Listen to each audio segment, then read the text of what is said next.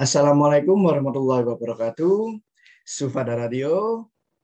Young Muslim Generation. Assalamualaikum insan muda, gimana nih kabarnya? Jumpa lagi sama aku Radifa. Dan aku Akbar di sini. Di Musik Inspirasi. Musiknya pecandu fantasi. Nah, dengan kondisi yang masih seperti ini, kita harus tetap jaga kesehatan ya insan muda. Betul banget, dan jangan lupa untuk mematuhi protokol kesehatan. Nah, insan muda kali ini aku dan Kak Radifa bakal di Musik Inspirasi bakalan beda banget ini. Karena kita bakal berbincang-bincang secara langsung dengan bintang tamu yang sudah kita undang. Yang tentunya bakalan menambah ilmu kalian semua. Penasaran nggak sih siapa? Oke, insan muda. Jadi beliau ini adalah mahasiswa seni musik di Universitas Negeri Surabaya atau biasa kita sebut UNESA, yang tentunya memiliki segudang prestasi dan pengalaman di bidang musik. Langsung saja, ini dia Kak Sodo Lanang. Halo, selamat pagi semua. Selamat pagi, Kak. Halo. Mana nih Kak kabarnya pagi Halo. ini? Alhamdulillah sehat. Kak Radifa sama Mas Akbar semoga sehat selalu ya. Terima kasih, Kak. Amin.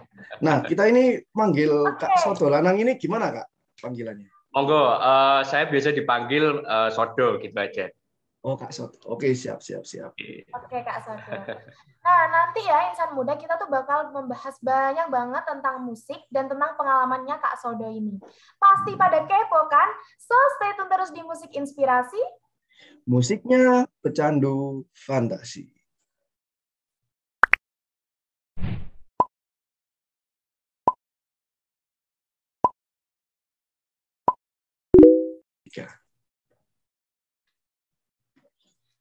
Balik lagi nih sama kita di Musik Inspirasi, musiknya pecandu fantasi. Oke, Kak Sodo Lanang. Nah, terima kasih banyak ya Kak sudah mau berbagi ilmu sama kita di pagi hari ini. Sama-sama. Oke, gimana kalau langsung tanya-tanya aja nih, kayaknya udah semangat banget nih Kak Sodo buat jawab pertanyaan kita. Monggo, silakan. Masih pagi kok, pasti ya semangat juga kita ini semua. Betul. Nah, langsung Kak ya. Nah, bagaimana cerita awal Kak Sodo itu bisa suka musik, Kak? Ya, jadi ceritanya tuh berawal. Jadi sejak kecil tuh saya memang ada di lingkungan yang istilahnya apa ya, bisa dibilang dekat sama musik gitu, Mas Akbar. Jadi ayah saya itu seorang penggemar musik yang dimana dia pegang instrumennya itu di keyboard gitu. Jadi dari awal tuh memang dari kecil memang sudah terbiasa dengerin ketika ayah saya main gitu. Jadi memang udah dari kecil seneng banget gitu sama musik tuh, memang seneng banget. Cuman fun fact-nya di sini tuh mungkin teman-teman tahu saya sebagai pemain keyboard atau piano player gitu. Ya. Tapi sebenarnya pada saat saya mengenal musik pertama kali itu, maksudnya pertama kali saya belajar musik itu malah bukan belajar keyboard, malah Mas Akbar sama Mbak Radifa. Jadi malah saya pertama tuh instrumen yang pertama saya pelajarin tuh drum malah. Jadi saya seneng banget pukulin barang-barang di rumah. Terus ayah saya mungkin lihat ada potensi gitu ya. Jadi saya mulai diajarin gitu cara main drum yang bagus dan sebagainya. Cuman ya gitu, mungkin karena bising juga ya, karena kan drum kita juga nggak bisa kontrol volume gitu. Jadi mulai banyak teguran dari tetangga gitu kan. Akhirnya setelah dapat teguran itu kita kan juga nggak enak ya. Jadi akhirnya saya vakum selama beberapa waktu, nggak pegang drum sama sekali, dan akhirnya sayang banget drum itu kejual gitu ceritanya. Terus setelah saya udah nggak pegang drum lagi, mungkin sekitar kelas saya belajar drum tuh mulai TK 0 kecil BTW. Jadi mulai TK 0 kecil. TK 0 kecil kamu ngapain? Aku sih main lari-larian sama sepeda, sama layangan. Itu paling benar udah. Oke, Kak, bisa dilanjut, Kak. Iya, jadi setelah TK 0 kecil tuh saya berhenti main drum, terus sampai SD kelas 2 tuh mulai tertarik sama keyboardnya si ayah saya gitu. Saya mulai kayak penasaran gitu, kayak gimana sih caranya main gitu, instrumen ini. Mulai coba-coba, ya benar. Karena waktu itu ayah saya tuh suka ini Mas, main itu loh. Jadi keyboardnya tuh keyboard kayak elektron yang organ tunggal gitu. Jadi yang ada iringannya yang kita bisa nyanyi bareng gitu. kan seru gitu. Saya lihat seru banget bisa main keyboard, kita bisa main semua instrumen cuman pakai satu keyboard doang gitu. Saya pikir kan seru gitu. Nah akhirnya saya minta diajarin lah ke ayah saya gitu. Saya mau tahu caranya main instrumen ini gitu. Saya diajarin lah gitu, selama beberapa waktu tuh diajarin basic main keyboard gitu. Nah setelah udah dapet basicnya, ayah saya mungkin mikir gini, kalau terus-terusan saya cuman istilahnya main-main di keyboard aja, saya nggak akan punya sesuatu gitu untuk kedepannya. Jadi ayah saya mulai gitu lah, Mas, ya? Iya benar. Jadi kayak ibaratnya mungkin saya nggak mau saya cuma main-main aja di musik gitu. Jadi beliau menyarankan saya untuk mengenal dunia musik klasik gitu. Nah di sini yang jadi awal istilahnya ketertarikan saya ke dunia musik yang lebih serius gitu. Jadi mulai kelas 2 SD itu saya mulai dikenalin sama guru privat piano gitu, privat piano klasik. Mulai kelas 2 SD itu saya ambil kursus itu sampai kurang lebih 7 tahun mungkin. Mbak Radifa sama Mas Akbar itu 7 tahun. Lama juga ya. Tapi itu rasanya bener-bener kayak neraka gitu. Rasanya bener-bener kayak neraka. 7 tahun lama gitu. Karena waktu itu saya masih kecil ya Mas, karena kan juga normal ya, maksudnya anak kecil kan maunya main terus istilahnya lihat teman-teman. Mungkin kayak Mas Akbar lagi main layangan atau apa, kita kan juga pengen gitu main. Nah, cuman paham. Cuman karena saya, Mas. Iya. Cuman karena tuntutan dari ayah saya yang lumayan strict gitu ya soal passion, jadi saya juga nggak punya banyak waktu untuk menghabiskan sama teman-teman saya gitu. Jadi memang mulai dari kecil saya udah benar-benar fokus di rumah untuk belajar piano klasik. Mulai kelas 2 SD. Sampai akhirnya pas waktu saya mau masuk SMP kelas 1 itu masih dalam pengaruh musik klasik banget gitu. Jadi saya masih dalam pengaruh musik klasik. Jadi bisanya cuma main piano aja Mas Akbar. Jadi masih belum bisa main lagu pop waktu itu apa-apa. Jadi masih belum bisa. Jadi semua lagunya lagu klasik yang Mbak Radifa sama Mas Akbar bisa bayangkan lah gitu. Nah, terus menariknya pas waktu saya masuk SMP kan komunitas sudah mulai berubah gitu. Jadi mulai ada banyak teman-teman yang sebenarnya punya passion yang sama tapi media musiknya beda gitu. Jadi kalau SMP itu saya mulai kenal dunia musik band gitu. Jadi mulai main bareng sama teman-teman. Ya, mulai masuk gitu Mas ya. Mulai masuk ke dunia yang dunia band lah, ya bisa dikatakan dunia band. Iya.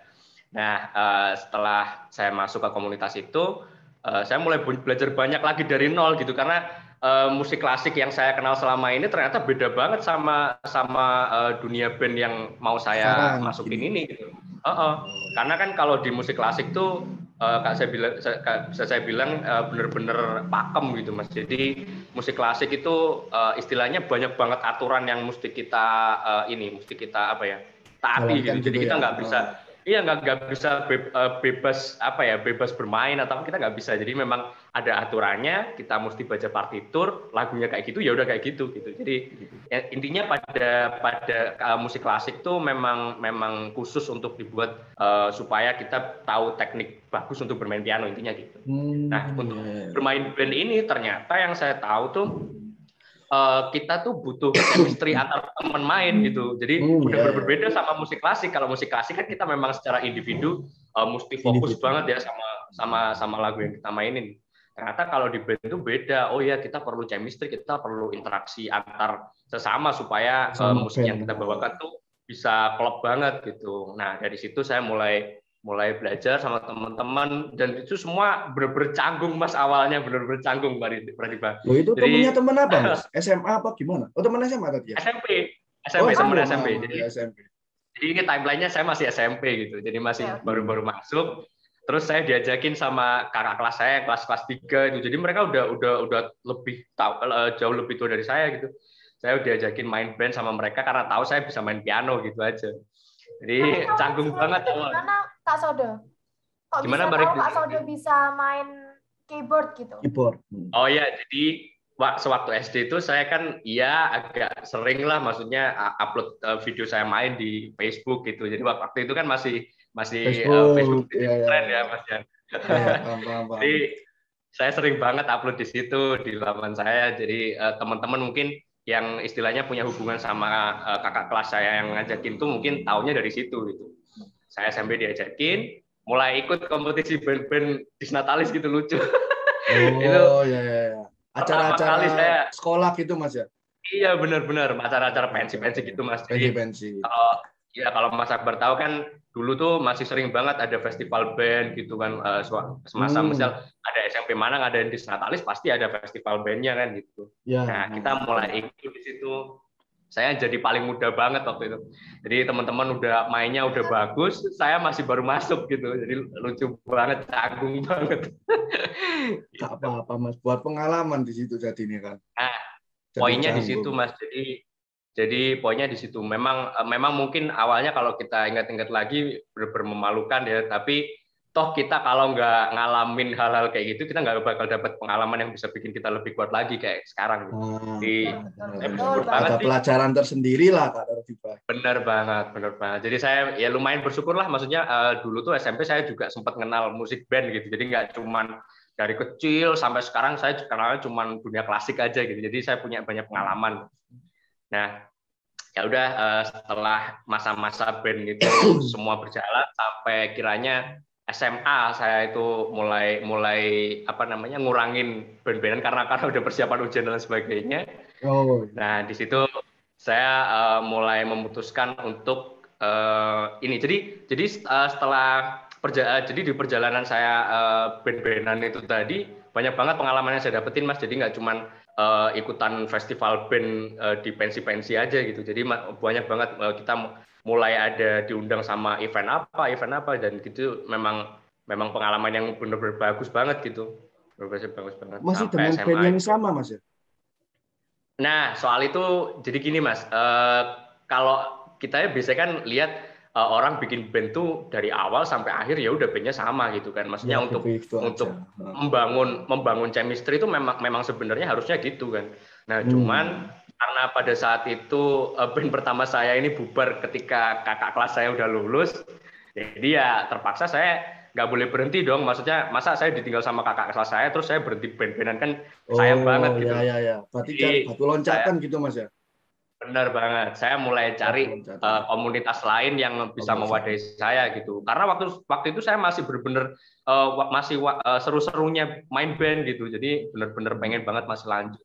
Saya mulai cari komunitas lain di daerah lain dan sebagainya. Akhirnya nemu ada beberapa band lah yang saya ikutin gitu. Saya nggak bisa sebutin satu-satu ya. Intinya banyak banget. Saya jadi kemungkinan ada berapa band ya yang pernah saya ikutin tuh. Banyak banget pokoknya Mas, ada kurang lebih 30-40-an lebih mungkin. Wah, banyak. Itu tapi ini maksudnya bandnya tuh untuk festival Mas. Jadi memang kita fokus untuk ikut lomba di sana di sini gitu. Jadi memang untuk cari pengalaman. Cari pengalaman sama relasi lah Mas ya. Cari kenalan ke orang lain juga. Nah, di situ juga saya dapat pelajaran banyak bahwa dari main band tuh kita bisa dapetin temen yang banyak banget dari background yang beragam gitu. Dan itu nggak ada apa ya? Nggak ada jeleknya sama sekali, justru malah itu jadi satu pelajaran bagus buat saya gitu untuk bisa berkomunikasi lebih baik sama orang baru gitu. Gitu. Berarti itu lanjut sampai SMA ya Mas berarti? SMA sampai sekarang mungkin ya? Sampai sekarang masih band-bandan, cuman konsep band saya udah beda. Jadi kalau dulu tuh waktu SMP SMA saya masih berkutat di festival band, jadi saya khusus untuk ikut lomba, untuk cari pengalaman dan sebagainya.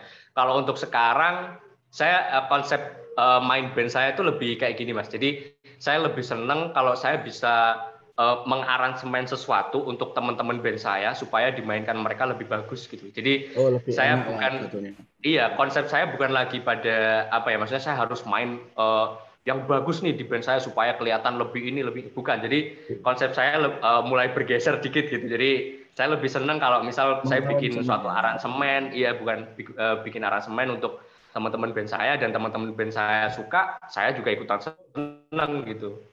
Jadi di situ. Berarti keren banget ya. Kayak mengaransemen itu kan menurut saya keren banget Kak Dev. Gitu loh. Iya, keren banget nih Kak Sodo ya. Kan tadi udah diceritain banyak banget pengalamannya. By the way, Kak Sodo ada nggak pianis yang menjadi favorit gitu atau kayak pandangan pianis itu bagi Kak Sodo yang bagus tuh ini gitu. Tahu gue Joy Alexander. Selain ayahnya Kak Sodo tadi ya kan katanya udah dari kecil tahu ayah gitu ya. Ada nggak Kak? Ya seperti yang Mas Akbar bilang barusan ya, Joy Alexander itu memang prodigi lah, maksudnya jadi inspirasi buat kita semua, jadi inspirasi buat kita semua. Bahkan buat saya yang istilahnya masih baru mengenal musik jazz lah gitu, cuman saya benar-benar appreciate pada Joy Alexander gitu, karena di usia ya semuda dia sudah bisa berproses sebegitu kompleksnya gitu. Karena kalau saya refleksikan sama diri saya sendiri, kayaknya kalau saya di posisi Joy juga bakalan susah banget gitu, karena pada saat saya di usia Joy pun saya juga masih terbebani sama lingkungan gitu, ketika saya nggak bisa main sama teman-teman saya nggak bisa ketemu sama semua kerabat saya karena harus berproses sebegitu kerasnya. Kayaknya antara mampu tidak mampu gitu untuk ngikutin proses. Jadi sedikit tekanan gitu ya Mas? Memang, jadi gini Mas, ini buat teman-teman semua yang mungkin pengen tahu sisi di balik sisi musik tuh, memang kalau yang setahu saya, jadi di semua segi seni, bukan cuma musik aja, entah itu seni rupa, seni musik dan sebagainya, itu memang sepertinya memang harus ada tekanan di awal gitu Mas. Jadi memang kita harus ditekan gitu, karena di musik atau di dunia seni itu kita nggak bisa belajar sesuatu hanya dalam waktu yang singkat gitu. Jadi kita memang perlukan waktu yang sangat lama, perlukan tenaga yang begitu besar. Jadi untuk bisa dipanggil, istilahnya kita bisa sampai pada level standar tuh, kita memang harus buang waktu yang sangat banyak gitu untuk proses itu. Ya, jadi saya sama sekali ya buat survive juga Mas ya, biar bisa survive di dunia seni gitu. Jadi kalau saya ditanya apakah ada penyesalan gitu karena saya dulu nggak bisa main sama teman-teman saya waktu masa kecil, sebenarnya yang justru bikin saya menyesal sekarang tuh kenapa saya dulu nggak seserius saat ini gitu, karena sekarang kan mungkin saya secara usia udah beda, jadi pemikiran juga udah beda. Sekarang musik tuh udah jadi kebutuhan bagi saya, jadi bukan hanya sesuatu yang harus dipelajarin karena tekanan gitu. Jadi memang udah jadi kebutuhan. Saya jadi bertanya-tanya, kalaupun saya dulu waktu kecil bisa serius banget, mungkin saya sekarang sudah bisa jadi kayak Joy Alexander itu tadi gitu. Amin.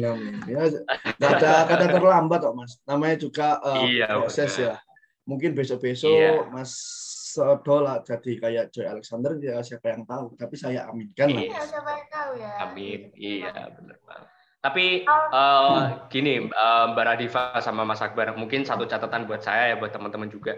Kalau menurut saya sih mengidolakan seseorang tuh penting banget, karena bagaimanapun motivasi itu datangnya dari situ kan. Cuman ada baiknya juga kalau kita tuh harus bisa percaya sama diri kita sendiri. Dalam artian jangan sampai kita ke-influence seseorang yang kita jadikan idola, akhirnya kita nggak tahu jati diri kita yang sebenarnya tuh kayak gimana. Jadi konsep berpikir saya sekarang tuh, tetap saya mengidolakan banget kayak Joy Alexander, Frédéric Chopin dan sebagainya. Banyak lah intinya pianis-pianis yang saya idolakan tuh banyak banget. Dan mereka benar-benar bagus banget secara permainan dan sebagainya, memang bagus banget. Cuman saya harus tekankan ke saya sendiri, sejelek apapun bermain saya atau sejelek apapun progres saya, itu tetap saya. Dalam artian saya harus bangga kalau bahwa saya tuh bisa menampilkan ini loh saya tuh kayak gini. Jadi nggak bener banget. Jadi nggak perlu teman-teman istilahnya menekankan diri sendiri harus aku harus sama kayak Joy Alexander, aku harus sama kayak ini dan sebagainya. Nggak perlu. Kalian cuman perlu jadi diri sendiri udah cukup menurut saya kalau di dunia musik sih gitu. Terus catatan singkat dari saya gitu. Oke, siap. Betul banget sih katanya Kak Sodo ini. Gimana pun kita tuh harus bangga gitu loh teman-teman sama diri kita. Makanya kan sekarang lagi banyaknya kata-kata self love dan lain-lain. Ya kan Kak? Benar banget Pak. Nah ngomong-ngomong itu ya juga ada benernya ya, jadi Joy Alexander itu cuma motivasi kita aja, tapi jangan sampai lupa diri lah. Ngomong-ngomong itu suka musik, gabung itu Mas, gabung ke UKM musiknya UNESA. Saya sempat gabung di awal, cuman karena UNESA itu kan ada 2 kampus Mas ya, di Lidah Wetan sama kampus Ketintang gitu. Jadi karena 2 kampus ini jaraknya agak lumayan jauh gitu, jadi saya sendiri kan di kampus tuh juga nggak bawa sepeda motor ya, jadi agak susah juga untuk transportnya ke sana, karena UKM musiknya UNESA tuh kebetulan adanya di kampus Ketintangnya malahan, jadi bukan di Lidah Wetan gitu. Nah, jadi sebenarnya saya dari awal pengen banget untuk ikutan sama teman-teman UKM di Ketintang gitu. Cuman karena memang waktu juga sangat sibuk banget waktu itu, juga transport juga jauh. Jadi saya sering banget bolos gitu ke UKM-nya. Sebenarnya saya udah daftar gitu. Cuman karena ya itu tadi saya jadi terhalang itulah ya, jarak dan waktu juga. Bener banget. Kayak Iya. percintaan ya, jarak dan waktu. Nah, untuk daerah ya UKM sama ininya. Iya, benar beda arah. Nah, untuk musik klasik itu genrenya apa, Mas? Yang zaman masih awal-awal itu? Ya, jadi musik klasik yang mungkin istilahnya orang umum mendefinisikan itu kan kayak musiknya kerajaan-kerajaan zaman barok dulu ya, zaman-zaman Renaissance dan sebagainya gitu. Jadi dan itu memang benar. Jadi musik klasik itu kan berawal dari musik gereja sebenarnya, Mas. Jadi dulu tuh awal musik klasik diciptakan dulu dari musik gereja yang akhirnya diadaptasi jadi satu media pengarsipan kerajaan pada zaman itu gitu. Nah, ada namanya awal kali era musik. Jadi musik klasik itu ada banyak eranya, Mas. Jadi kalau istilahnya musik pop itu ada era 80, era 90, era 2000. Nah, kurang lebih musik klasik juga punya hal yang sama gitu. Jadi ada era barok, ada era Renaissance, ada era romantik sampai yang neoklasikal pada zaman sekarang. Nah, saya jelasin satu-satu. Jadi era barok itu era awal banget musik klasik itu muncul. Jadi setelah musik klasik itu dijadikan musik pengiring di gereja, setelah terus fungsinya berubah jadi pengarsipan seni kerajaan pada zaman itu, jadi musik klasik itu mulai berkembang jadi musik pertunjukan. Nah, musik klasik yang dipertunjukkan pertama kali itu formatnya ya musik barok itu tadi. Jadi musik barok tuh formatnya masih ya pemainnya tuh masih pemain piano. Dulu sebutnya piano tuh bukan piano, Mas. Jadi namanya harpsichord. Dulu tuh harpsichord. Jadi kalau Mas Akbar tahu ya, harpsichord tuh bentuknya hampir sama kayak piano, cuman suaranya kalau piano kan kayak bell gitu, ting ting. Nah, kalau harpsichord tuh lebih kayak gitar sebenarnya. Soalnya hampir kayak gitar gitu. Itu mulai awal mula musik klasik muncul tuh untuk dipertunjukkan ya, maksudnya untuk dipertunjukkan tuh pada masa barok. Terus lanjut ke masa Renaissance, di situ ada banyak banget komposer yang menjadikan aset kerajaan pada saat itu untuk bikin karya seni sebanyak-banyaknya yang semengagumkan mungkin gitu. Terus setelah era itu berakhir, lanjut ke era romantik. Era romantik tuh eranya komposer-komposer melankolis gitu. Jadi mereka mulai menulis lagu yang sifatnya mengungkapkan isi perasaan mereka gitu. Romance. Jadi entah itu berupa kesedihan, depresi. Karena jujur banget ya Mas, komposer pada zaman itu tuh malah justru lebih banyak yang punya depresi gitu. Saya kurang tahu juga ya. Cuman memang pada dasarnya tuh semua seniman ketika mereka mau menghasilkan suatu karya yang mengagumkan, mereka tuh pasti punya keresahan yang begitu besar gitu. Sampai-sampai di sejarahnya tuh banyak banget komposer yang sampai depresi gitu, yang sampai gila karena perasaan mereka sendiri. Nah, salah satu cara untuk healing mereka tuh ya menulis lagu itu tadi. Iya. Jadi memang pada era romantik tuh kalau menurut saya pribadi musik klasik tuh dimaksudkan sebagai cara healing mereka untuk masa depresi mereka masing-masing gitu. Jadi karya yang jadi pun akhirnya terasanya lebih personal, Mas. Jadi musik klasik yang ada pada zaman romantik tuh lebih sifatnya lebih menghanyutkan, lebih kalau sedih tuh yang sedih banget, kalau yang romantis tuh romantis banget. Gitu. Ya, paham bisa. Berarti kalau zaman dulu depresinya itu bikin karya. Sekarang depresi sekarang ya healing mungkin healing aduh. Dan itu tadi sadar nggak sih Kak Akbar, Kak Sodo ini kayak dosen yang di kelas gitu loh. Ini tuh ilmunya aku jujur baru tahu kali ini kalau ternyata piano itu dulu namanya ini, terus zamannya ini.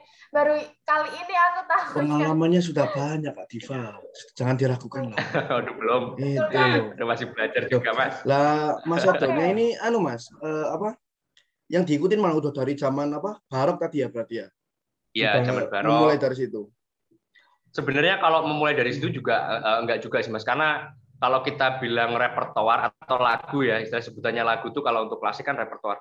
Kalau kita bilang repertoar tuh kan banyak banget Mas, setiap era tuh ada nggak tahu ya ribuan atau ratusan, saya kurang tahu. Intinya banyak banget. Jadi juga sayang banget saya masih belum ada waktu ya untuk menjelajahi era-era itu semua. Tapi yang pasti dari era-era itu semua saya bisa pastikan satu hal gitu. Kalau untuk era yang paling saya favoritkan gitu, kalau boleh jujur saya memang sangat memilih era romantis gitu, era romantik gitu.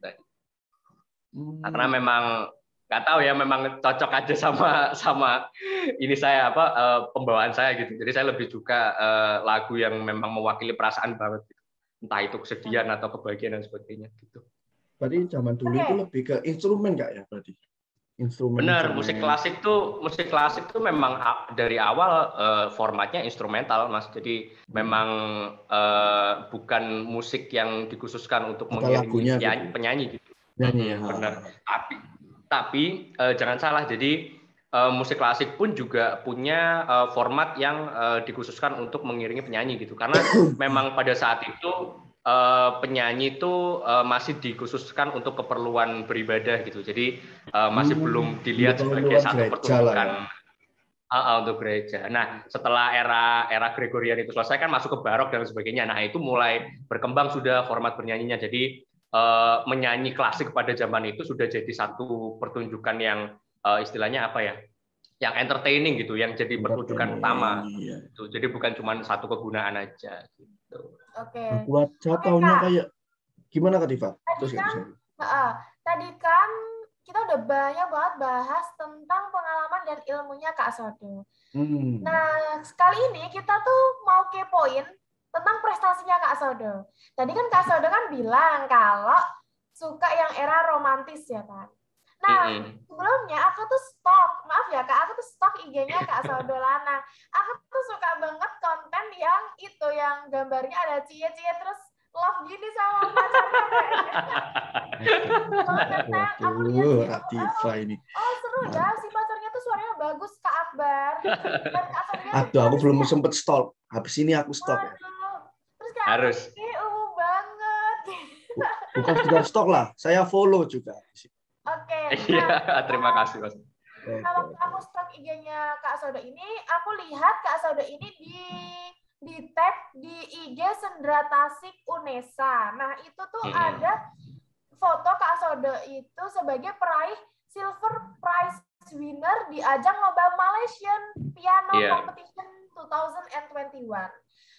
Ini berarti ajangnya internasional kan, Kak? Iya, internasional. Jadi Oke. Cukup ya, internasional loh. Aduh. Ini tuh itu ya harus tahu gitu loh, masyarakat semua, nanti insan muda juga harus tahu semua bahwa ini loh pernah membanggakan nama Indonesia gitu kan di ajang internasional.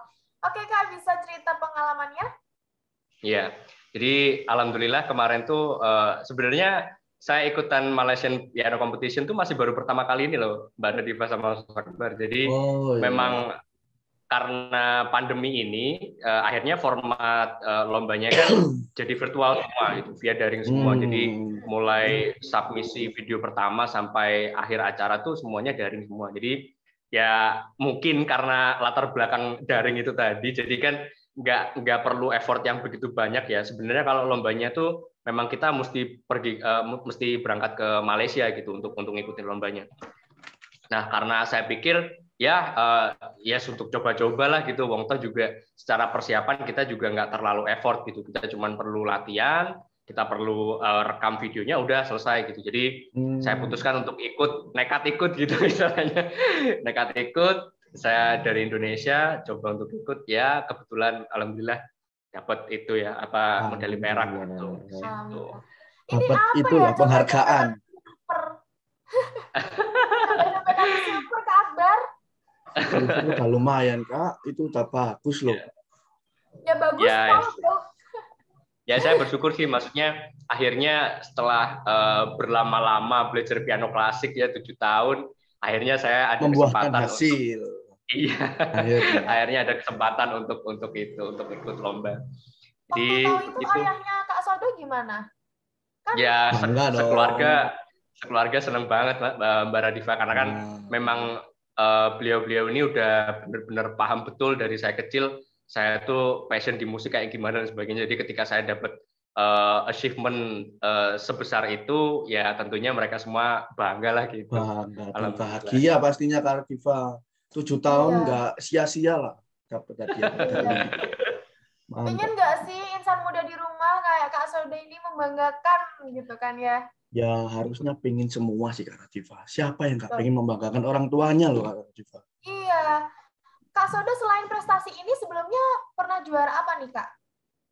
Kalau untuk prestasi sih sebenarnya saya tuh lebih banyak kalau untuk prestasi lebih di ini sih Mbak apa namanya di jalur musik band gitu sebenarnya. Jadi bukan pada perlombaan yang sifatnya solo kayak solo piano ini. Jadi bahkan saya pun mungkin kalau di perjalanan passion saya mulai dari kecil sampai sekarang mungkin masih baru ini saya dapatkan achievement yang ya istilahnya lumayan membanggakan untuk kompetisi solo gitu, untuk kompetisi solo. Jadi memang kalau dulu-dulu tuh memang saya lebih sering ikutan kompetisi yang sifatnya bareng-bareng sama teman gitu. Kayak formatnya band gitu. Mulai dari ya tingkat kabupaten, provinsi sampai nasional gitu. Jadi apa namanya menjadikan pengalaman ya Mas ya berarti apa namanya? Iya. Tapi nggak ikut perlombaan dan nggak dapat hadiah tapi pengalamannya ya yang diambil semuanya. Iya. Ya alhamdulillah tapi ini sih Mas apa namanya maksudnya sejak saya awal ikutan apa namanya komunitas band tuh alhamdulillah juga sering banget dapat dapat juara gitu. Meskipun toh kita memang pada perjalanannya juga banyak banget kesempatan di mana kita nggak dapat apa-apa juga banyak banget Mas ya. Cuman alhamdulillah secara persentase apa namanya kemenangan tuh masih bagus lah gitu. Iya, lebih banyak menangnya daripada nggak dapat apa-apa. Iya, alhamdulillah itu orang bisa menghargai itu lah Mas. Iya. Nah, setelah kita tahu keren banget dong berarti. Keren dong. Nah, setelah kita tahu perjuangan Mas Sodo ini tadi, bisa nggak Mas Sodo itu beri motivasi gitu buat insan muda semua? Nah, untuk insan muda yang di rumah yang suka musik tapi kurang informasi tentang lomba atau masih takut-takut gitu loh, Mas. Iya, iya. Jadi ini untuk teman-teman semua ya yang khususnya apa namanya menggeluti bidang musik gitu. Yang mungkin butuh informasi seputar istilahnya entah itu perlombaan atau event-event yang beragam tentang musik gitu. Jadi karena sekarang ini kita kan lagi dalam kondisi pandemi ya, jadi semua konsep event dan sebagainya itu memang semuanya basisnya berubah jadi digital semua, jadi virtual semua, online semua. Nah jadi kalau saran saya untuk teman-teman sih karena kita dimudahkan, kalau menurut saya sih dimudahkan ya Mas, karena dengan virtual tuh kita jadi bisa lebih lebih bebas, lebih produktif, jadi dan juga lebih effortless juga untuk persiapannya gitu. Karena kita kan mindernya kurang lah Mas ya. Bener banget. Jadi kita juga bisa menghilangkan sedikit menghilangkan ketakutan kita untuk ditonton sama orang banyak gitu. Jadi teman-teman harus sering-sering harus rajin ikut kompetisi-kompetisi online yang ada di sosmed. Sekarang kan banyak banget ya, teman-teman tinggal search aja di Instagram atau dimanapun hashtag kompetisi band online atau istilahnya kompetisi yang virtual yang berbasis musik banyak banget entah itu mulai dari itu event-event gitu Mas ya. Benar banget, mulai dari kompetisi band, bikin jingle, aransemen dan sebagainya pasti banyak banget kok teman-teman di sosmed. Saya pun juga sekarang kalau boleh kalau boleh bilang, jadi saya tuh juga, meskipun kemarin udah dapat silver prize itu, saya juga nggak mau diem aja Mas. Jadi saya juga masih terus ikutan kompetisi-kompetisi band yang sifatnya online itu, juga nggak ada ruginya buat saya gitu. Jadi itu juga jadi satu perjalanan tersendiri bagi saya gitu. Jadi buat cari pengalaman juga. Gitu. Kalau saran saya sih buat teman-teman yang penting berani ya intinya yang penting berani dulu gitu. Kalau untuk urusan untuk urusan hasil dan sebagainya itu belakangan. Yang penting berani melangkah lah bahasanya gitu. Oke Kak, ini aku lupa mau tanya ini nih. Kakak Sodo ini tahu lomba yang Malaysia itu dari mana? Cari-carinya gimana gitu? Caranya? Iya. Jadi kalau saya taunya lomba itu kan dari dosen piano saya sendiri. Jadi dosen piano saya yang kasih informasi soal kompetisi itu saya jadi tertarik, lalu ada coaching untuk lomba itu. Tapi teman-teman kalau misal mau istilahnya untuk mengetahui hal yang serupa gitu, di sosmed tuh atau teman-teman bisa searching di Google, teman-teman searching aja piano competition, misal kalau pengen ikut yang internasional gitu ya, internasional piano competition 2021 gitu, pasti muncul banyak banget gitu, pasti muncul banyak banget, entah itu dari Asia atau Eropa dan sebagainya, pasti banyak banget. Sebenarnya sekarang kan kita udah dimudahkan banget ya Mbak Radifa sama Mas Akbar untuk urusan berselancar di internet. Jadi kita sebenarnya sih kalau dibilang susah juga enggak gitu, kita gampang banget untuk ikutan lomba-lomba sekarang.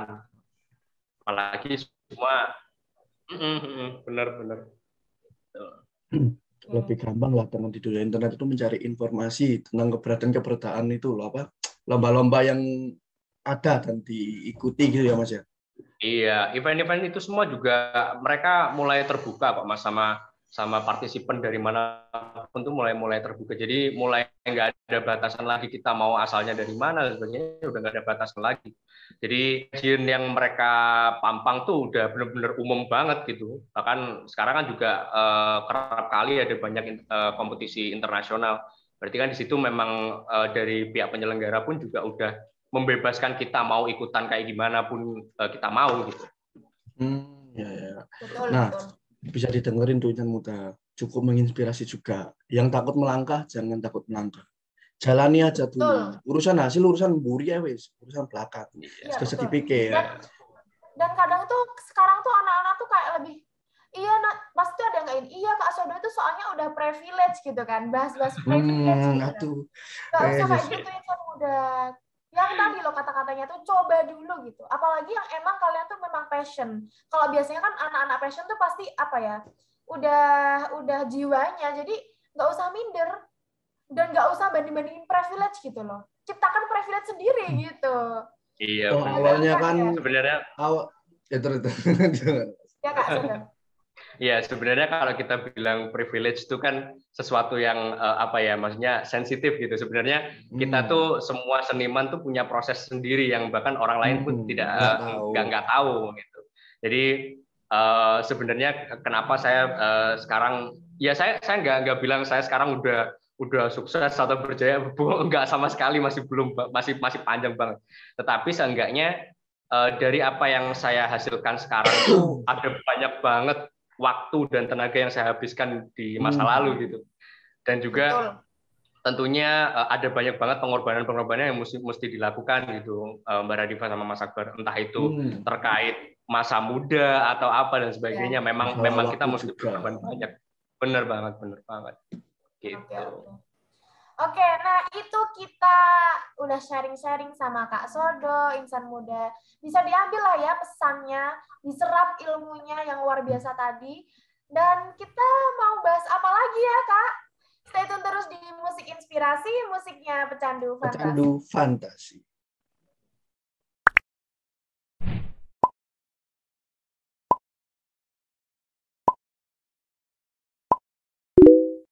Sufada Radio. For Young Muslim Generation. Wah, keren banget kan Insan Muda. Bisa nih dijadikan contoh buat kita semua. Kata Kak Sodot, berusaha aja. Nggak usah takut. Ya kan ya Kak ya? Nggak usah takut. Melangkah lah gitu. Betul. Apalagi kalau udah passion, terus langsung terobos. Ya kan? Iya. Nah, terus semangat ya Insan Muda. Ayo kita sebagai Insan Muda pasti bisa membanggakan seperti Kak Sodot tadi. Pokoknya terus semangat. Siap. Nah, selanjutnya terima kasih ya Kak Soto udah mau sharing-sharing sama kita berdua. Sama-sama. Ilmunya cukup luar biasa. Dan sukses terus untuk Kak Soto untuk karir dan pendidikannya ke depan. Amin. Terima kasih banyak Mas Akbar, Mbak Radifa udah mengundang saya. Sama-sama. Terima kasih kita yang terima kasih Kak udah mau sharing banyak ilmu yang luar biasa sih. Bagi aku aja aku nggak pernah tahu kalau piano itu gini gitu kan. Iya, saya senang banget. Jadi tahu jadinya. Iya, alhamdulillah. Ya, saya senang banget sih bisa sharing. Iya, saya senang banget bisa sharing sama teman-teman semua, sama Mbak Radifa, Mas Akbar. Kapan-kapan kalau misal saya mau diundang lagi, monggo silahkan. Saya senang banget. Ditunggu saja, Mas. Nanti kita bakal hubungi kok. Siap. Terima kasih. Oke, insan muda, kalau video maaf. Oke, insan muda, kalau video ini menurut kalian bagus, keren dan sangat bermanfaat, boleh dong like-nya, komen, dan jangan lupa subscribe agar nggak ketinggalan konten-konten selanjutnya. Bakalan collab sama siapa lagi ya kita? Jangan lupa buat ajakin teman-temannya untuk nonton musik inspirasi.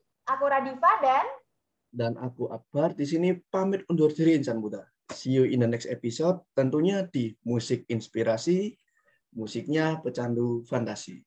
Oke, sip. Dadah. Wassalamualaikum warahmatullahi wabarakatuh. Waalaikumsalam.